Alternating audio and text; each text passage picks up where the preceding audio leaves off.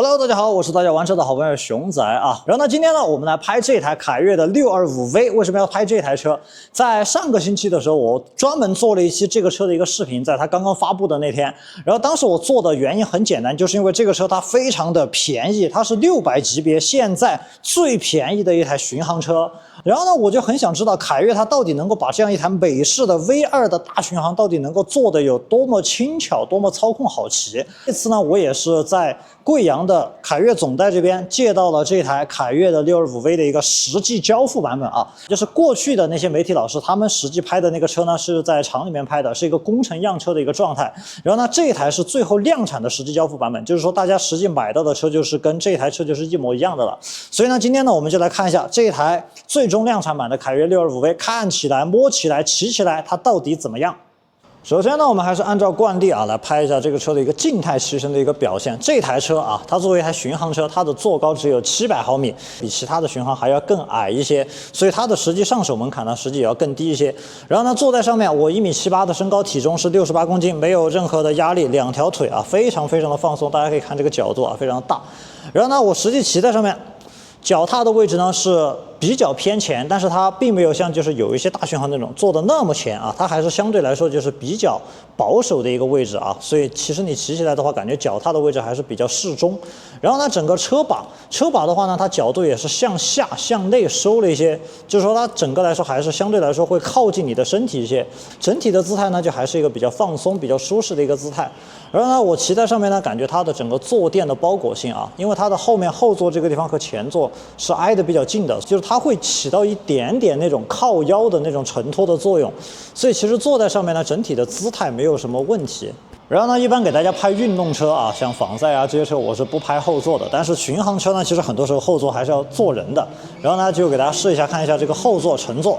感觉我坐在上面啊，它的整个坐垫相对来说是有一点点短啊，这个咱们实话实说，坐垫的后座的面积啊没有特别大。然后呢，但是实际上你的屁股还是能完全落在上面的。这个扶手如果说你坐后座要抓的话是有一点点小，但是整体呢坐的舒适性其实还可以。结合它的整个高度啊，你坐在上面就是后座的小姐姐啊，并不会觉得就是有那种很害怕、很悬空的感觉啊。整体舒适度的话，比仿赛和运动街车还是要强一大截的。然后呢，我们来看一下这个车的整体的一个外观和它的一个配置的一个情况，就是它更加的精简干练啊，显得这个车就是其实它的这种巡航美式的这种范儿更足。它有自己的东西，比如说像后面的这一块啊，副油箱边上的这个盖子，但是呢，这个东西它并不突兀。然后呢，我们来看一下它整体啊，首先是这个大灯。左右两边凯越的2个日间行车灯的灯眉，然后呢上下就是它的远近光灯啊，然后整体看起来外观质感呀、效果啊，其实都还可以，而且也没有说特别复杂啊。一个 LED 转向灯，然后呢它这个地方是硬连接的啊，巡航车它一般会加杠子硬连接，但是呢，就如果说它能做成软胶的话，我觉得是更棒的。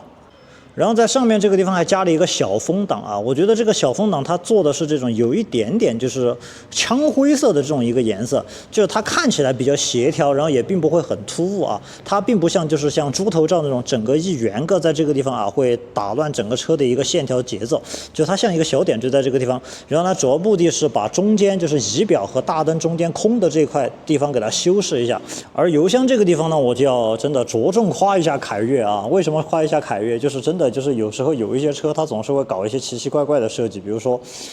搞得不对称啊，或者说是加一些自己喜欢的就是一些莫名其妙的风格啊。但是这个车它就很简单很干净，大家看一下，它整体来说没有做一些很突出的一些就是单独的一些零件，它就是一个大的一个油箱，然后上面一个平面，这个地方通过一些这种曲面的变化啊，把这个侧面给它修饰出来，和上面做一个区分。然后这个地方它只是用了一个小的贴纸啊，一个金色的贴纸做一个点缀，这个贴纸是后期可以撕的，大家撕了之后可以加一些自己喜欢的一个贴纸上去。如果说你在不知道怎么设计的时候，你就把它做成对称设计。然后呢，包括像这些地方，它的做的这种金属镀铬的这种材质啊，亮闪闪的，很漂亮。然后包括前面这个地方，从这里一直贯穿到下面这条拉丝的铝的拉丝面板。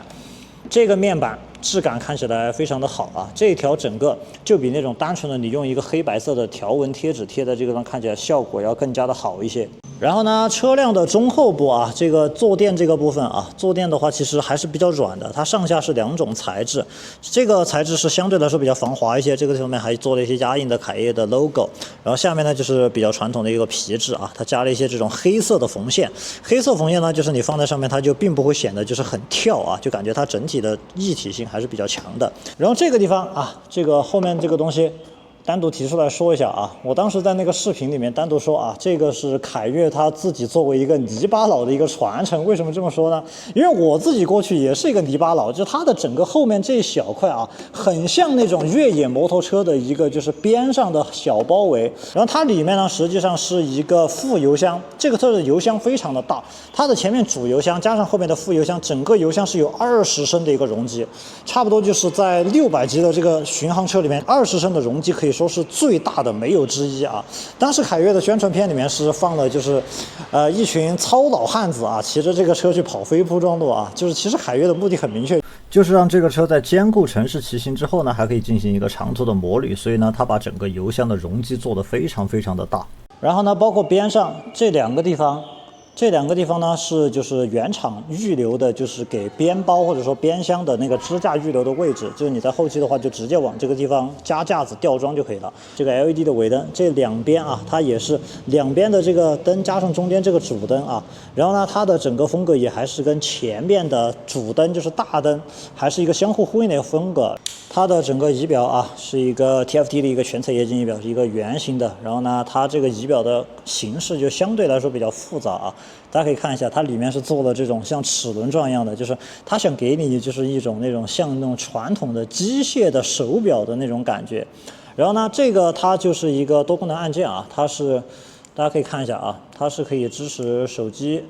互联，然后车辆的一些运动的一些信息选择，然后包括手机蓝牙连接啊。目前的这些巡航车仪表里面，它的整个功能来说是比较丰富一些的。然后在轮胎和刹车配置上啊，这个是要单独拎出来说一下。这个车的一个前轮是给到了一个前轮18寸120的宽度，后面呢是一个16寸，也就是说它的前轮实际上比就是同级别的别的轮子要大一些，别的基本上就17、16，这个是18，而且它的宽度别的一般是130，它是120，也就是说它的前轮要更大更窄。然后呢，作为一个巡航车，就是前轮更大更窄，其实你实际上在转向的时候啊，它相对来说会更加的轻巧灵便一些。然后这个车的前面的刹车配置是一个 Tesco， 就凯越它自己的那个4活塞卡钳啊，这个造型啊很像双子星，但是呢它把这个地方漆成了黑色啊，显得不是很跳脱。然后配上一个大单盘，然后呢标配了 ABS 和 TCS。后面的减震形式呢，就相对来说传统一些啊，就是一个双边的一个弹簧减震啊，大家可以看一下整体的这个样子。关键是它的后面的这个卡钳啊，它给到了一个双活塞卡钳，然后配合这个并不是很小的碟盘，然后还有 ABS， 它的整个后面的这个刹车的规格，其实在同级别里面算是比较高的，因为别家的还在用单活塞。发动机其实主要大部分是用的是一些哑光的一些部件，不管说是它的整体的这种哑光灰色的这个发动机缸体，还是说上面的这个金色的这个缸头。它并不像是有一些就是厂家会把这个车的发动机啊，包括空滤这些地方做的不灵不灵的叮叮叮的闪啊，这个是还是相对来说比较低调内敛。然后包括它的整个就是排气管啊，这个排气管是一个全黑的一个排气管，它的防烫罩这些全部都是哑光黑面的，然后看起来其实光泽度质感呀其实都不错。然后只是在这个地方给你做了一个小小的625V啊，这个凯越的一个小的一个字母的一个装饰。好的，现在呢，我们来聊一下这台凯越625V枪骑兵骑起来的感觉。因为试驾道路比较窄，不能骑得太快，所以呢，我们重点说一下中低速情况下的动力特性以及它的操控。首先是操控，我可以直接给一个结论啊，在同级别没有比它操控更好的巡航摩托车。这个车的操控真的太强了，它完全就是一台披着巡航车造型的街车。不管是我在原地挪车的时候的转向的力度，还是说是车辆低速跑起来的转向，都非常的轻巧灵活。得益于前面18寸的轮毂以及120尺寸的胎宽，车头指向性非常强。虽然说比不上运动街车那种精准，但是呢，依然算得上是指哪打哪，完全没有一般巡航车那种迟钝或者说是拖泥带水的感觉。油箱两边的尺寸呢也没有宽出来太多，算是比较好加的类型。而且在稍微带着一点速度过弯的时候，我居然能感觉到这台车的车身刚性还可以。要知道，过去以巡航车的标准，一般来说只要车头和屁股在弯里不是各跑各的，就还算过得去。这一点呢，主要得益于这个车的前后避震器的调校是比较运动的设定，在弯里面呢可以把车身稳稳的拉住，不管是变向还是说是角度不大的倾倒都可以稳定而且可控。但是啊，也是因为这个原因，所以比起那些就是有一些车它牺牲支撑性换来的那种比较软绵绵的舒适性的调教，这个呢确实要硬一些。不过呢，我个人更喜欢这个啊，我实在不是很感冒那种骑起来松松垮垮的车。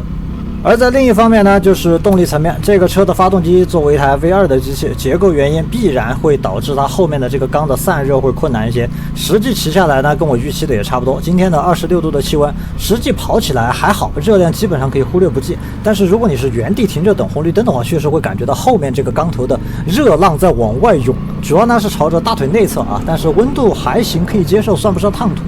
它的整个动力的调校呢，就是那种比较舒适、比较好骑的设定。在一档的时候呢，你直接松离后，完全不靠油门就可以轻松的把整个车带起来了。这一点呢，对于新手在油离配合不是很熟练的阶段呢，是比较友好的。但是呢，这个车在一档就是初段你给油动力衔接上的那一下，还是会感觉到会有一个顿挫。我感觉呢，这个应该是发动机本身特性的问题啊，因为另外一台在用这个发动机的巡航车在这一点上表现是一模一样的。但是呢，如果你用2档起步，那这个顿挫就几乎小的可以忽略不计了，而且初段的油门也会变得非常的线性，你就一直拉到个4、5千转都还是比较舒服的。然后在5千转以后呢，它就会开始就是震动会有一些变大了，就进入震动的区间了。然后整体的震动幅度算是可以接受。考虑到这个车在5500转就爆发出它的最大扭矩了，其实大部分时候你就没有必要把转速拉得那么高。所以呢，我的建议是这个车就直接你2档起步吧，然后就4、5千转稳稳的骑，反正它的扭矩设定是靠前的，动力是完全足够用的。然后呢，还有一点就是这个车的换挡啊，一般来说别的巡航车都是换挡杆松松垮垮啊，要么就是档位不清晰。这个车跟那些车是反过来的，这个车的档位非常的清晰啊，我完全没有遇到说是挂错档或者说找不到档的情况。但是呢，它的这个换挡杆呢，它就角度会更重一些，你在踩的时候呢，你要稍微多用一点力，你才踩得动它。这一点呢，我估计是这个换挡杆在装配时候的问题啊，后期让师傅调松一点，应该就可以解决了。最后呢，总结一下，这一台凯越的 625V 作为目前600级巡航里面定价最低的一台车，非但在设计做工方面它没有敷衍了事，没有缩水，反而在操控上还做到了同级别里面最突出的一个。这一点呢，真的让我非常的意外啊，远远的超出我的预期。我是真的在这台车上挑不出什么明显的毛病来。大家如果说想入手一台600级别的巡航摩托车，而你呢又更偏重于这台车的操控运动性，那这台凯越的 625V 枪骑兵，我建议你一定要去试驾一下。如果这期视频对你有所帮助，希望能够点赞、关注、评论、转发。有任何关于摩托车的问题，或者有想看的车型，都可以在评论区或者后台私信我。我是大家玩车的好朋友，只聊干货不恰饭的熊仔，咱们下期再见。